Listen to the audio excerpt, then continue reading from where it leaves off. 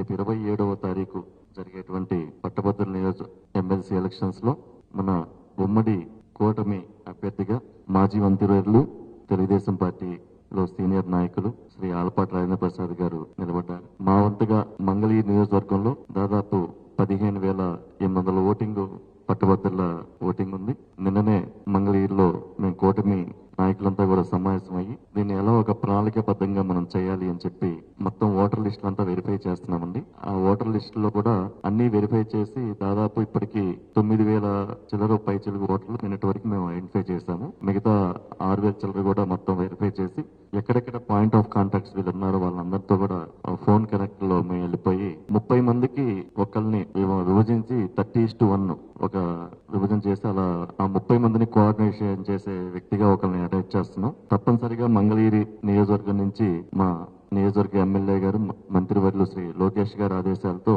తప్పకుండా one side voting జరిగే విధంగా మన కూటమి పట్టభద్రుల ఎమ్మెల్సీ అభ్యర్థికి శ్రీ ఆలపాటి రాజేంద్ర ప్రసాద్ గారికి వన్ సైడ్ విజయం సాధించే దిశగా మేము చేస్తామని చెప్పి, అలాగే ఈ ఎలక్షన్స్ లో మా టీఎస్ చైర్మన్ శ్రీ నారాయణ మనోహర్ గారి ఆదేశాల మేరకు ఏమి కార్యాచరణ చెప్పినా మేము చేయడానికి సిద్ధంగా ఉన్నామని చెప్పి ఈ సందర్భంగా తెలియజేసుకుంటా ఉన్నాం.